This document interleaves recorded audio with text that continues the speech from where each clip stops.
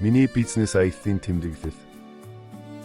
Хятад газар 16 жил бизнес аялал хийж байлаа. Хятад хүн хэрхэн мөнгө босгож, түүнийгээ хэрхэн үржүүлж байгаа арга ухаан, бизнес санааг судлаж явсаар нэг мэдсэн чинь бизнес санааны эрэлчин, шинэ технологийн архаг хулгайж болчихсон гүйж явлаа. Хятад газрын амьдралд сонин хачин зүйл их тохиолдсон. Их хотуудад амьдрал өөр. Харин хятад хүний бодит амьдралыг хөдөө тосгонд харж болно. Мэдээж усыг нь уувал эсийг нь дагдаг болохоор идэж ууж байгаа бүхнээс нь хүртэж явлаа. Хачин жигшмэр хоол, хөдөлж байгаа амьтан, ургаж байгаа ургамал бүрийг идэж болно гэсэн ойлголт хятад байдаг юм шиг. Илтүү хорхой шавж нүдэнд хүүтэн харагдаг ч идэхэд тийм ч муухай биш. Шарсан царцаа идэж үзлээ. Хадаасан мах идэж байгаа юм шиг амттай байсан нь тун гайхмаар. Олон сайхан ресторанд хоол идэж байсан ч жинхэнэ хөдөөгийн тосгонд идсэн хоолнууд нь илүү сайхан амттай гэж болно. Амьд ус химээх шүл. Хятадд малатан гэдэг ясны шүлтэй хоол их алдартай. Ясны шүлийг амьд ус гэж хэлэхэд болно. Хүний биед маш сайн гинэ. Энэ гуанцны витрин дээр олон янзын ногоо, мөг, мах, гурил байх бөгөөд үйлчлүүлэгч дуртай зүйлээ хүссэн хэмжээгээрээ сонгоод шүлэнд буцалгуулж идэнэ. Өөрийн хүслээрээ сонголт хийсэн болохоор хүн бүр таашаал авах нь гарцаагүй. Газ тавоонд ганц тавааж ажиллах бөгөөд урьдчилан бэлтгэсэн шүлэнд сонгосон ногоог чанаж өгнө. Түүнд энэ ажил тийм ч хүндрэлтэй биш. Би монгол хүн болохоор өөрийн хүсэл сонирхлоор дахианы мах, бүхрийн мах, гурил, мөг авч идсэн. Их өсөж байсан ч аягтай хоолоо бараагүй.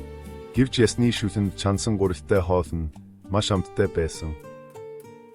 Гудамжны караоке. Миний бие хипэ мужийн нэгэн тосгонд ажиллаар ирээд өдөршин тосгоны гудамжаар зугаалахаар гарлаа.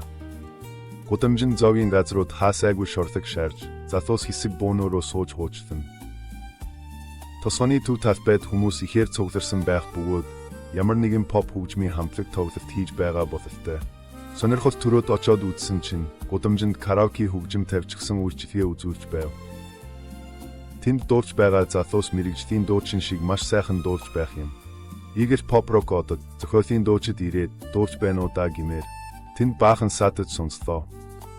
Нэг хүн нэгээс хоёр дуу дуулна. Дуулж байгаа хүний өмнө нь гоёмсог мөнгөний хайрцаг тавьсан байв. Энэ бол гуйлгын хайрцаг биш. Хайрцаг дээр тань таалагдсан бол өгөх сэтгэлийн өглөгөө энд хийн үү? Өгөөмөр сэтгэл тань баярлалаа гэсэн үг бичсэн байсан. Хөтлөгч залуу дуулах захиалга өгсөн хүнийг танилцуулах бөгөөд хүмүүс 20 яан төлж нэг дуу дуулна. Тэр бол караоке үйлчилгээ үзүүлж байгаа хүний орлоо. Ямар ч байсан нэг өдөр хамгийн багадаа сая төгрөгийн ашиг олох юм байна гэсэн ойлголт төрсөн. Харин үзэгчид караоке дуусан залуугийн дуу таалагдах юм бол мөнгөний хайрцагт урамшуулалт болгож мөнгө хийж байлаа. Түүний олсон орлого 20 яанаас хэтэрсэн тохиолдолд хөтлөгч залуу баяртайгаар олон зарлаж алдаршуулна. Надад нэгэн бүсгүйн дуулах их таалагдсан тул 5 яан хийх санаатай мөнгөний хайрцаг руу очсон чинь барагцаагаар 100 аад яаны задгай мөнгө байсан. Олон хүн 5-10-аараа хийхээр мөнгө нь дороо өсдөг юм байна. Бүсгүй авьяасаа үзүүлсний төлөө 20 яан төлөөд 100 гаруй яан авсан байв. Караоке тоглож байгаа залууч орлоготой байсны дээр тэнд дуулсан залуус ч өөрийн урамшууллаа аваад явж байлаа. Гудамжны хөгжимчин шиг гуйлга гоохгүйгээр авраасаа гайхуулж байгаад мөнгө олох арга энэ байлаа.